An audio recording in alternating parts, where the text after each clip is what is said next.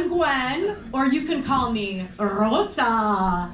That's right, I actually went by the name Rosa for an entire year.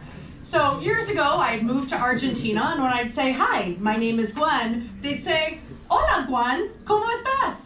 And I'm like, no, it's Gwen. And they're like, yes, Gwen. And I was like, not Juan, Gwen. And that's when I realized I need to go ahead and change my name. So I thought about what are some opportunities for different names? Well, another G name in Spanish is Guadalupe, and I decided not doing that. So then I looked a little closer to home, and my middle name is Dolorosa, which means painful in Spanish, sorrowful in Italian, and it's actually the name of the street that Jesus walked down with the cross, I kid you not.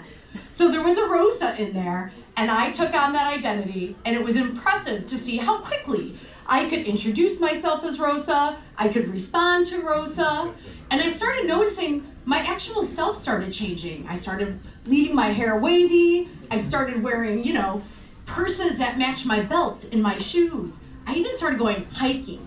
It was really, really weird, but it worked, and I wasn't being called Juan. And it's funny because I'd say one of the regrets that I have in my life is that I never went into a career where I could have a different identity. That's right. I should have joined the Central Intelligence Agency and become a spy. That would have been amazing. I mean, I like traveling. I like speaking other languages. I think I'm persuasive and can get information, or as my husband says, manipulative. But it could have been a very, very fruitful career.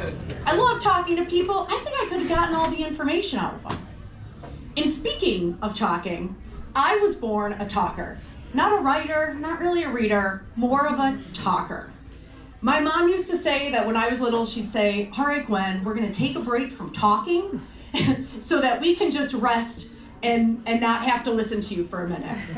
And that kind of hobby continued throughout my life.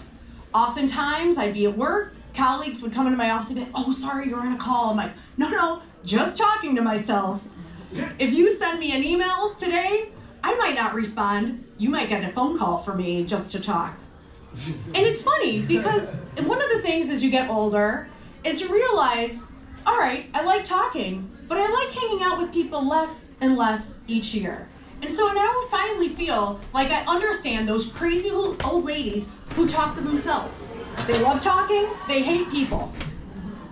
And speaking of hitting the lottery, it's one of those things where I'm from Des Plaines. Anybody out from the suburbs tonight? Yeah!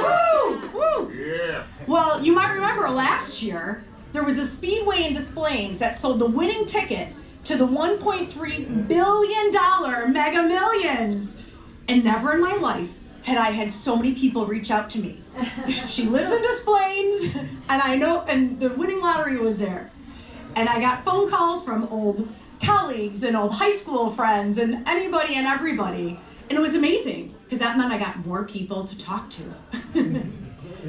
But what was I thinking? Like, what would they actually do if I won money? Like, I'd just go ahead and give it to them? I'd send them a Venmo? I'd have, like, the money bags, the money mouth face, the, like, dancing salsa lady, and everybody would see it? But I think that's the coolest thing about Venmo, if you ask me, is it's actually, like, the world's greatest social media. Have you ever gone on there and seen, like, random people in your contacts, who they're sending money to, and all the random emojis that they're driving with it? It's pretty impressive. So, have a happy new year. Scroll that Venmo if you're bored over the next week, and we'll see you next time.